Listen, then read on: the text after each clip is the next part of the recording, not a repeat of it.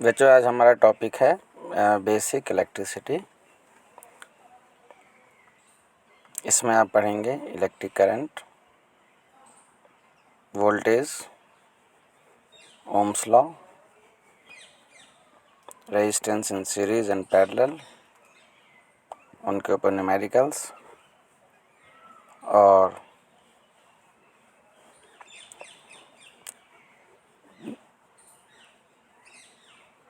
Electrical energy, electrical power और उन पे simple based numericals, simple numericals. So let us start this topic.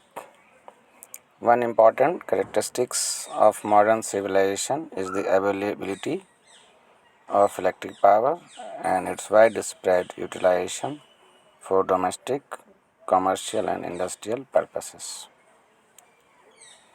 तो आप देख सकते हैं कि जो इलेक्ट्रिसिटी का यूज़ है और इलेक्ट्रिकल पावर का जो यूज़ है वो डोमेस्टिक पर्पस के लिए भी होता है, कमर्शियल और इंडस्ट्री में भी होता है। तो हम इलेक्ट्रिसिटी पे हम लोग बहुत ज़्यादा डिपेंड हैं, क्योंकि इनके बिना इंडस्ट्री रन करना बड़ा मुश्किल होता है। As a matter of fact, these days the advancement of a country is measured in terms of per capita consumption of electricity. Electricity का जो कंजम्पशन है उसके ऊपर भी डिपेंड करता है कि कोई कंट्री डेवलप है या नहीं। तो पर कैपिटा कंजम्पशन कितना वो कंजम्पशन करता है उसके ऊपर डिपेंड करता है। This has that a technician or an engineer must have sound knowledge of electricity. Therefore हम कह सकते हैं कि इलेक्ट्रिसिटी का जो नॉलेज होना एक टेक्नीशियन के लिए और इंजीनियर के लिए बहुत ही इम्पोर्टेंट है।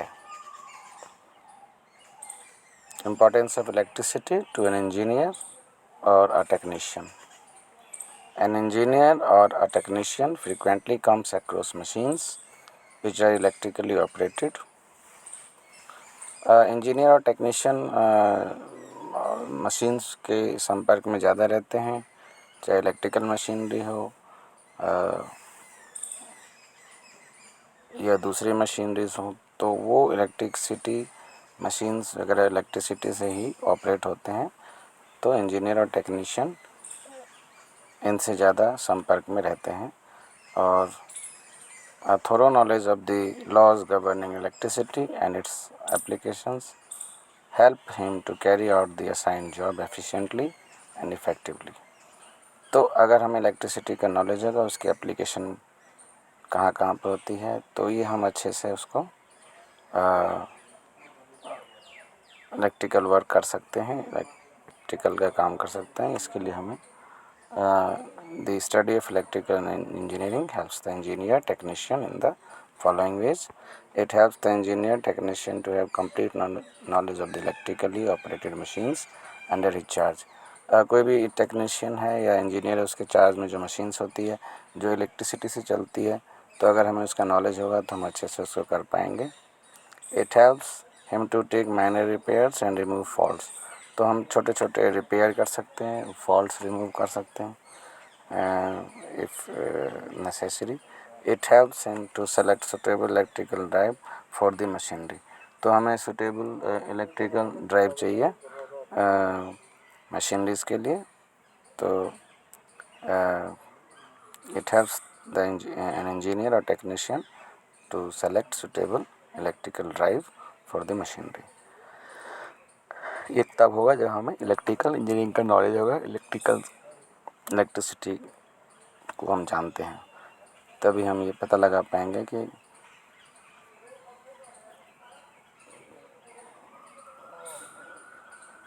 कि कौन सी मशीन के लिए कौन सी इलेक्ट्रिकल ड्राइव हमें देनी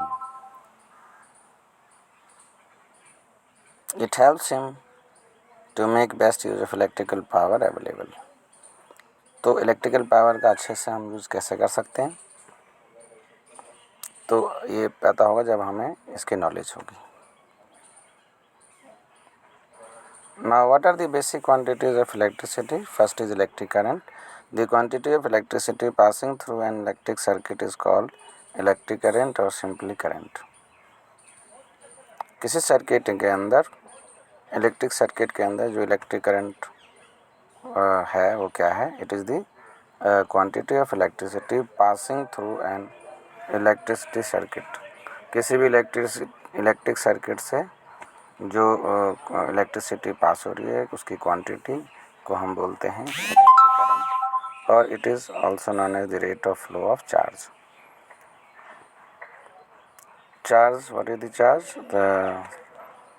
The quantity of electricity is the amount of charge and is measured in coulombs.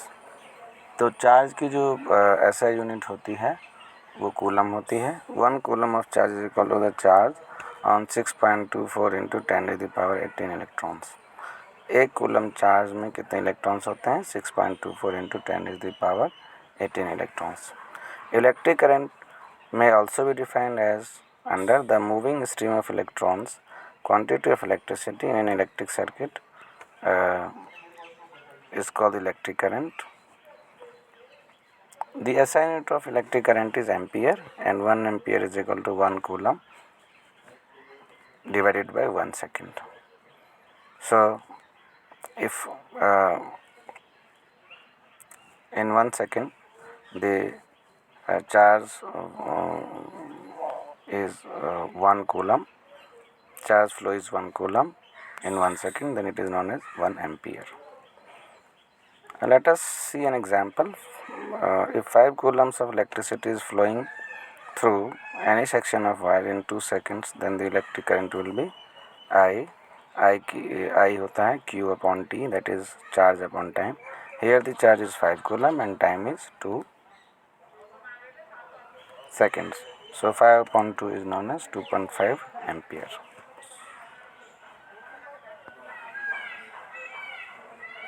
Now, what is the voltage? The electrical pressure which causes an electric current to flow through a circuit. किसी भी electric circuit से electric current का जो flow होता है वो तभी होता है जब वो उसमें इलेक्ट्रिकल प्रेशर होता है. तो इलेक्ट्रिकल प्रेशर क्या है?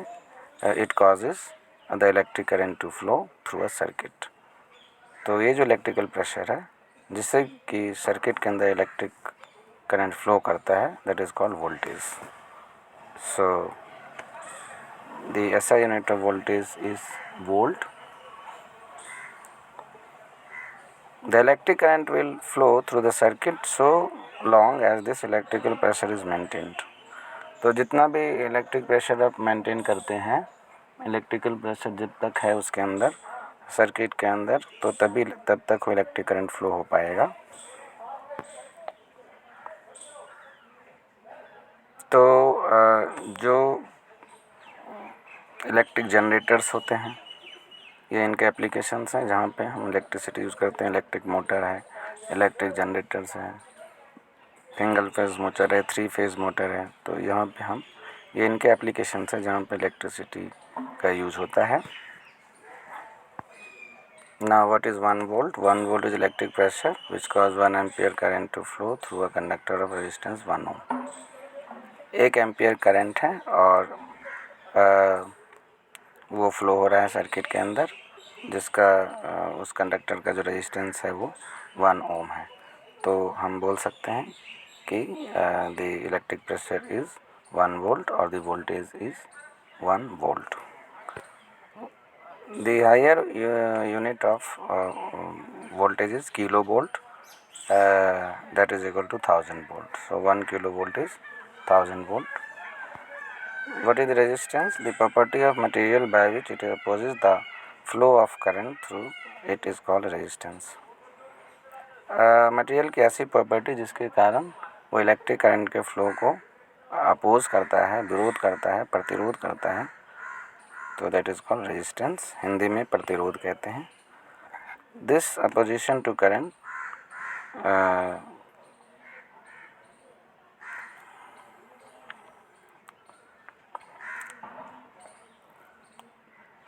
occurs because of the collisions of flowing electrons with large number of molecules in the substance. The SI unit of resistance is ohm, प्रतिरोध की SI मात्रक ओम है। इसका सिंबल देख लीजिए कैसे लिखते हैं। हमें यहाँ पता चल गया वोल्टेज क्या है, करंट क्या है, रेजिस्टेंस क्या है, तो हम ओम्स लॉ देखते हैं क्या होता है। What is the law given by the Simon Ohm? Electric current flowing through a circuit depends upon applied voltage, circuit resistance. According to Ohm's law, the current flowing between the ends of a conductor is directly proportional to the applied voltage, provided physical conditions, that is temperature, etc., do not change. So I is directly proportional to V, and V upon I is a constant. This constant is known as resistance R. So V upon I is equal to R. Example, an electric bulb of resistance 460 ohm is connected across 230 volt supply. Find the current shown by it. तो voltage यहाँ पे 230 volt है, resistance आपका जो है वो है 460 ohm. So I equal to V upon R, 230 upon 460, so this is 0.5 ampere. So 0.5 ampere is the answer. What is electric power? Electric power, the rate at which work is done in an electric circuit is called electric power, and power is equal to VI, voltage into current. So P equal to VI. The SI unit of power is unit. SI unit of power is watt. Sorry, 1 watt. The power consumed in a circuit is 1 watt if potential difference of 1 volt causes 1 ampere of current to flow through the circuit. तो 1 kilowatt is equal to 1000 watt, 1 megawatt is 1000 kilowatt, that is 10 to the power 6 watt. Sometimes the power is given in horsepower.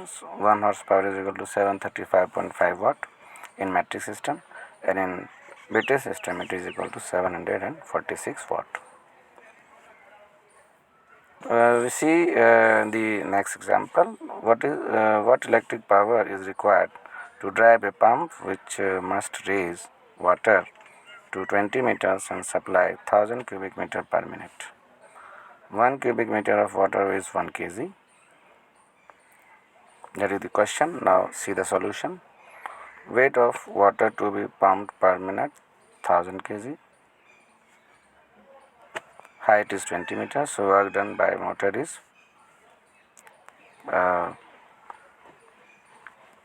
1000 into 20 kg meter, और जब हम इसको 9.81 से multiply कर देंगे you will get joule, work done in joule. So power equal to work upon time. Work हो गया आपका 20,000 इंटू 9.81 डिवाइडेड बाय 60. 60 क्यों लिया है?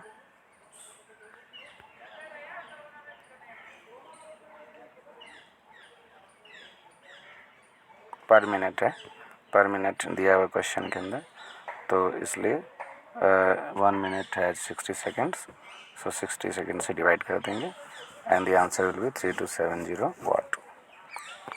Next electric energy. The total amount of work done in moving the electrons in electric circuit is called electrical energy. So electrical energy is equal to electric power into time. तो E is equal to P into T. Kilowatt hour, this is the commercial unit for the measurement of electrical energy. 1 kilowatt hour is 1 kilowatt into 1 hour. So 1000 watt into 3600 second, 36 into 10 is equal to 5 joule. What is energy meter? The instrument used for the measurement of electrical energy is known as energy meter. Energy meter एक instrument है जो electrical energy को measurement करता है. Resistances connected in series. अगर R1, R2, R3 resistance है और वो सीरीज़ में लगे हुए हैं, तो सीरीज़ में टोटल रेजिस्टेंस या इक्विवेलेंट रेजिस्टेंस आपका हो जाएगा RS, that is R1 plus R2 plus R3. Now resistance को हम पैरेलल में लगाते हैं. रेजिस्टेंस को पैरेलल में लगाने के लिए अगर R1, R2, R3 resistance parallel में लगे हैं तो इसका हम इक्विवेलेंट रेजिस्टेंस निकालने के लिए क्या करेंगे, 1/Rp equal to 1/R1 plus 1/R2 plus 1/R3. See the example next. If three resistances 4 ohm, 5 ohm and 6 ohm are connected in series, then what is the equivalent resistance? You can see here that we know the formula RS, that is resistance in series, is equal to R1 plus R2 plus R3. 4, 5 and 6 ohm है तो तीनों को plus कर देंगे, series की बात हो रही है तो हो गया 15 ohm. That is the answer. Now 2 ohm, 3 ohm and 4 ohm are connected in parallel, then what is the equivalent resistance? This is the next example. तो आप देख सकते हैं इसके अंदर समांतर क्रम में लगे हैं, पैरेलल में लगे हैं प्रतिरोध, तो 1/Rp इज इक्वल टू क्या होता है 1/R1 plus 1/R2 plus 1/R3. तो 1/Rp तो इक्वल टू हो जाएगा 1/2 प्लस 1/3 प्लस 1/4. और इस तरह से हम यहाँ से Rp निकालेंगे. 1/Rp तो आ गया 13/12, बट Rp क्या होगा, रेसिप्रोकल इसका 12/13. So this is the 12/13 ohm is the equivalent resistance in parallel connection. So हम देख सकते हैं कि समांतर क्रम में ये फार्मूला यूज होता है 1/Rp equal to 1/R1 plus 1/R2 plus 1/R3.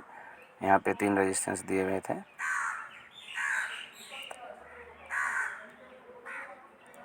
तो आप इसको अच्छे से कीजिए. कोई दिक्कत है तो आप ज़रूर पूछिए हमसे. कोई किसी कॉन्सेप्ट में या किसी क्वेश्चंस में दिक्कत है तो आप हमसे ज़रूर कीजिए, लेकिन आप इसको अच्छे से आप एक बार गो थ्रू हो जाइए. और जो न्यूमेरिकल्स हैं इसके अंदर वो ऐसे एग्ज़ाम्पल के तौर पे हमने लिए हैं जो एग्ज़ाम में आए हैं पहले, तो इसको अच्छे से प्रैक्टिस कीजिए. Thank you very much.